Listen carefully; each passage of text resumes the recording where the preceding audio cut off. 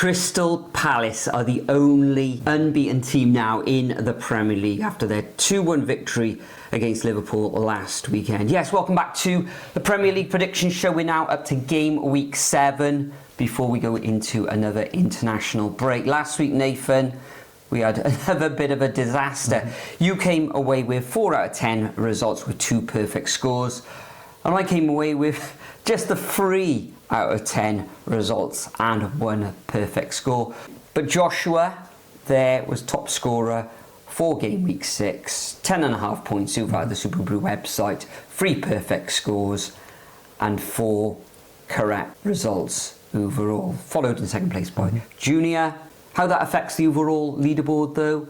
Well, as is the norm so far for this season, the Hewer currently on 68.5 points. Nathan, you've moved back up to second position. As you can see, I've moved 3 positions up to 4th, just behind Achwala 10, who was in 3rd position. So we move on to game week 7, and it all kicks off at the Vitality Stadium on Friday evening. Yeah, we got Bournemouth v Fulham Friday night, 8 o'clock Sky. Now, Fulham, I thought it was going to be a lot tighter, but they did end up getting pumped 3-1 by Aston Villa. Villa actually scoring some goals, and they actually look like the Villa from last season, to be fair, which makes a difference. Minus some very shady VAR issues there, which is always a bit concerning. Bournemouth, they're on a pretty tidy run at the moment. They got Desmond's out of Leeds. I thought they would sneak it at the break, but they didn't. And I've been very impressed with Bournemouth recently, actually. So, yeah, this is a really difficult one to call this weekend. But weighing up both teams at the moment, I think Bournemouth, with the form that they're in and some of the teams that they've beaten, and like there's some very tough fixtures in there. Like they've got points out of Newcastle, they've beaten Brighton in the South Coast Derby, taken points off Tottenham away, Andrew with Leeds against Ellen Road, which is always a hard task. So fair play to them. I think I'm going to have to edge it to the Cherries with Semenyo's form. Yeah, let's go 2-1. Yeah, I'm going to go exactly the same as you on this one, Nathan. I'm going to go 2-1 to the Cherries as well. Grinding out a 2-2 draw away against Leeds. That was my only perfect prediction of game week 6. Fulham can count themselves unlucky though last weekend, going 1-0 up. I think it was Harry Wilson had a real good chance, and the referee, and as you say, VAR decisions in that fixture. But Ollie Watkins getting off the mark as well. John McGinn scoring for Villa as well, and thoroughly deserved their victory in the end. In this one though, I think the pace of Bournemouth, full of confidence, currently in 6th position. Without a defeat in their last 5 matches, I think they'll edge it 2-1. And talking about Leeds, first fixture on Saturday, 12:30. This was live on TNT in the UK. We've got Leeds coming up against Spurs. Spurs last week were held 1-1 at home against Wolves. Not a great result for Tottenham, but it was for Wolves getting their first point of the season. The bookies have marked this up as a victory, or a bit more in favour of a Tottenham win. I think it's going to be very, very tight. Leeds undefeated at Elland Road in the league this season. So yeah, I'm going to sit on the fence with this one. Leeds are always likely to score at home, aren't they? So I'm going to go for a 1-1 draw.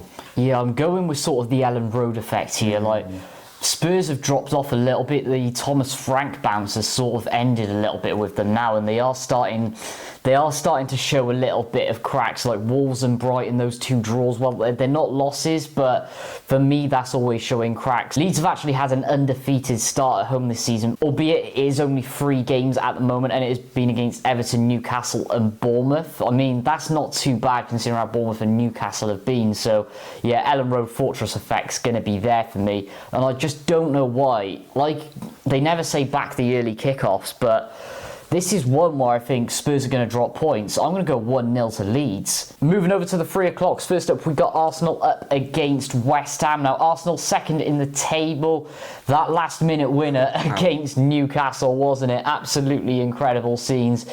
if I was a Newcastle fan, I'd be absolutely fuming over that. West Ham, of course, dumping Graham Potter on Saturday, 2 days before the Monday Night Football game against Everton, where Jarrod Bowen, of course, got the first goal at the Hill Dickinson Stadium. That's going to be a pub quiz question in a few years. So, is there going to be a new manager bounce for West Ham?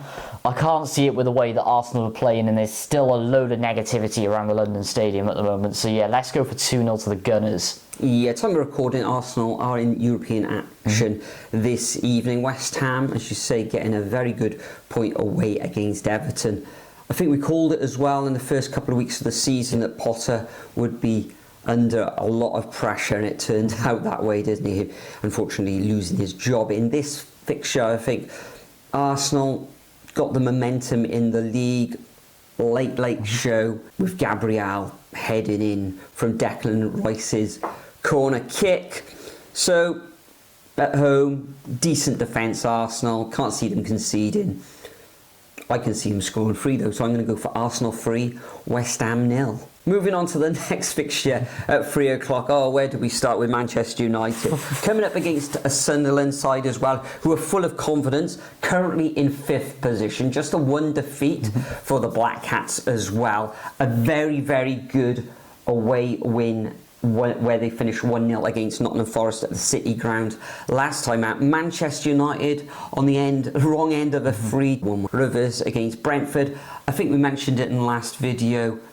I went for a Man United win, but whenever you go against Brentford, they always seem to come up with the goods. Currently in 13th position. Their form is actually all over the place, so inconsistent. But we are talking about Man United Sunderland. I was going to go for Man United win, but I think it's going to end up as a stalemate. It's a really difficult one to predict, this one, but I am going to go for a 1-1 draw. Yeah, Red Devils 1, Black Cats 1. The thing is, you've got one very consistent side at the moment, coming up an extremely inconsistent side. And looking at Sunderland, who Sunderland have actually been playing, they've taken points off Crystal Palace. So I think, in my opinion, the most informed team in the league at the moment. Taking points off Villa in the Europa League, fantastic. Brentford, who've been equally inconsistent all seasons, great as well. And also stopping the new manager bounce against Nottingham Forest, which is just mental. And then Manchester United, aside from that Chelsea game, should have lost against Burnley. Fulham was cagey. Arsenal was dreadful.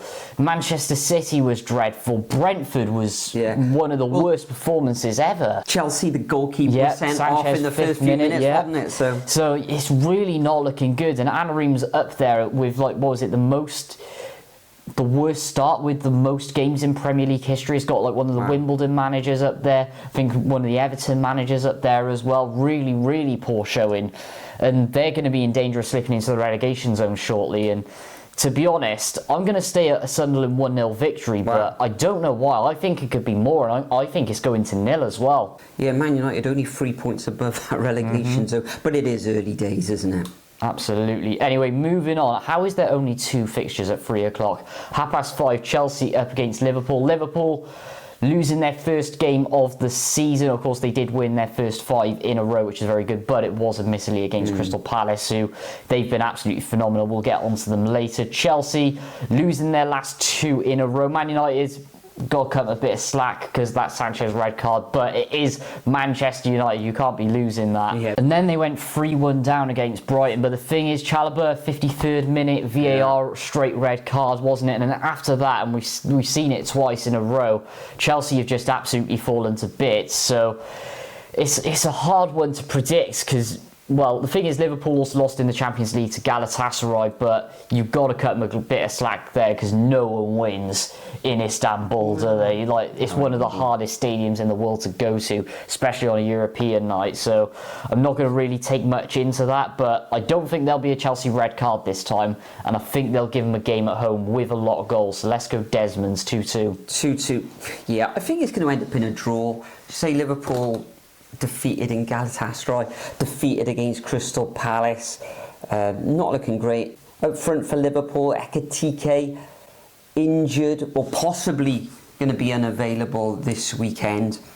And that was after he suspended against Palace as well. Isak isn't fit at the moment to last 90 minutes either, so they're a little bit short up front at the moment, but Chiesa can kind of play up there a little. He's looking quite good. Whether he's at last 90 minutes, I doubt it very much. Chelsea beating Benfica on Tuesday evening, though that was an excellent result. That'll give them a little bit of a boost going into this match against Liverpool. But up front, they're a little bit short as well, aren't they? With João Pedro, okay, his form's sort of gone off a bit of a cliff as well. Started off the season on fire, but I don't think he's had like a single shot on target in the last 4 matches or something ridiculous like that. So it'll be low scoring, cagey. I'm going to go for a 1-1 draw. Moving on to the Sunday fixtures, and we kick off with Aston Villa against Burnley, and talking about confidence and momentum and all that.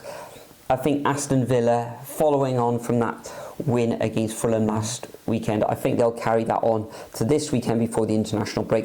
I'm going to go for a 2-0 straightforward win against Burnley. But if you look at the likes of Jayden Anthony playing for Burnley, he's been doing very well. I don't think they'll score here against Villa, because Villa look kind of solid at the back at the moment. They do concede, but it is something like 1 goal a match. I think 6 goals against in their 6 matches played. Burnley, okay, they're in the relegation zone. Yeah, Villa, Ollie Watkins finding his first goal of the season. I'm going to go for a 2-0 home victory to Aston Villa. Yeah, the thing is with Burnley for me, if you look how they've been this season, and also, like I say it all the time with every Scott Parker team, they just leak so many goals. They've leaked 13 already in 6 games, which that's not particularly great. And but Villa, they have looked solid. They've looked a lot more solid before, but it's just the thing with Scott Parker's football. So that's what you've got to take into account. And with Villa finally getting that confidence back, I think they should get a result here, but I think it's going to be a lot tighter than people think. I'm going to go for a modest 2-1 to Villa here. I think Ollie Watkins is going to get another before the international break. Moving on to a really tricky one, and for me this is fixture of the weekend. Everton versus Palace at the Hillgate Dickinson. Now Palace, absolutely phenomenal against Liverpool. I knew they were going to take points off them because they're just of absolute fire at the moment. But Nketiah, 97th minute, absolutely fantastic, tying it up. Just amazing, wasn't it? And then Everton, of course, getting their first draw at the Hill Dickinson. Still haven't lost there now. Probably a terrible theory, but if this was at Goodison, I probably would have gone for a Palace victory. But the facts of the way that Moyes has had them started at their new home, and it's not like any other stadium move where momentum and atmosphere just flies out the window. Something seems to have clicked well here, and I actually think Everton are going to take points off Palace. I think it's going to be a 1-1 draw, very tight. Yeah, it is going to be very, very tight. However, 2 of Palace victories this season have come on the road. That win against Aston Villa and West Ham. Okay, opposition at the time, what great was it?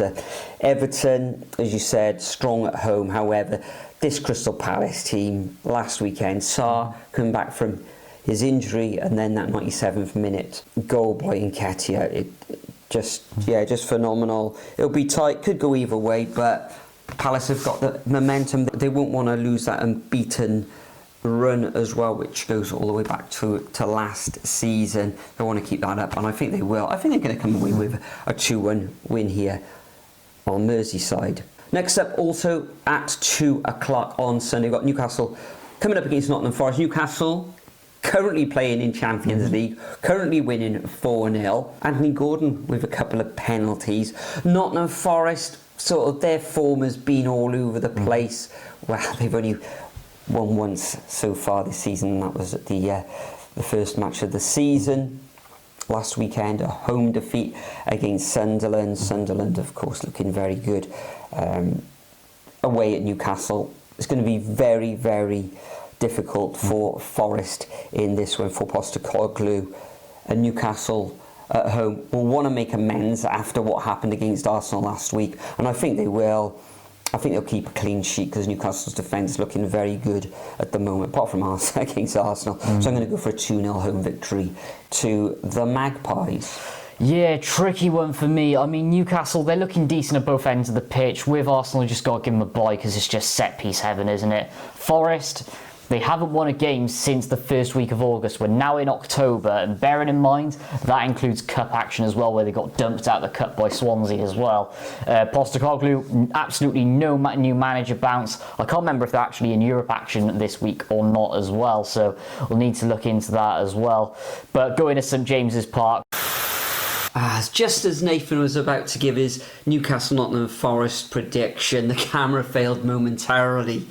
But I can tell you that Nathan predicted the Magpies to win this fixture. He's gone for Newcastle 3, Nottingham Forest 1. Then we move on to Wolves against Brighton. I think Brighton are going to be too strong for Wolves at Molineux. Downey Welbeck getting a couple of goals in that victory away against Chelsea. Wolves a little bit of light at the end of the tunnel after their horrendous start to the season. Scoring a couple of goals now in their last 2 matches. Decent draw as well against Tottenham away, but I think the Seagulls will come away with a 3-1 victory here at Molineux. And Nathan agrees, however, he thinks that Brighton will keep a clean sheet, and he's gone for Wolves 0, Brighton 2. We then move on to Brentford coming up against Manchester City. We know that Brentford, really difficult team to predict, but I have gone for a 2-1 away victory to Manchester City in London. Man City in action in Europe, and at the time of recording, they're actually ahead in that match, albeit by 1 goal. So I'm going for Brentford 1, Manchester City 2. Back to you, Nathan. Yeah, I have the same theory as you with Brentford. Whenever I don't back them, they win. But Man City, yes, they are in 7th at the moment on 10 points. But the thing you've got to realise is they've had a really tricky start to the season, losing to Tottenham, losing to Brighton, and then since then, steamrolled Man United, drew against Arsenal, who were just solid and set-piece kings, and then battered Burnley, so they're beating teams around them and below them, as far as I'm concerned. Yeah, let's go 2-1 to the Citizens. I think it's going to be a bit tighter than people are expecting. So there we have it. Those are our predictions for game week 7. Leave your predictions over at the Superbru website. If you haven't already joined that, then all the details are in the description. Now we are coming up to international break, as we've mentioned probably about 100 times already in this video. Nathan, I know you're in the middle of editing a vlog for Cardiff City's home defeat against Burton Albion this weekend, though. I think we are at another match, another vlog coming up this weekend. Yeah, they're coming thick and fast. And Burton, shocking, got Leyton Orient on the weekend. I still can't believe we're saying all these teams. And then next Tuesday we got Newport in the Pizza Cup, the Tin Pot Cup. So my channel link in the description below. And Potter's been sacked, so who's next? Well, Amorim is on a sticky wicket. Couple more defeats. Maybe they'll wait until after international break, but it is the perfect opportunity. Nobody wants to see anybody given the sack, though, do they? So, yeah, that's the guy for me. Yourself, Nathan? Yeah, exactly. I think it's going to be pretty stable at the moment. Man United, Amorim stinks of him walking, though. There's been reports of it already, because he's just constantly slating his squad, saying they're not good enough and they're not playing for the team, which not a good look. That's never a good look. So it's probably going to be in for now. Scott Parker, I think Burnley are going to stick by him. Yeah. Pereira's got a new contract, and West Ham have just appointed Nuno Espirito Santo. So yeah, fantastic. So enjoy the football, the Premier League action this weekend. Enjoy the international break as well, because we always do. And we'll see you all in the next video. Hey, I got something to say.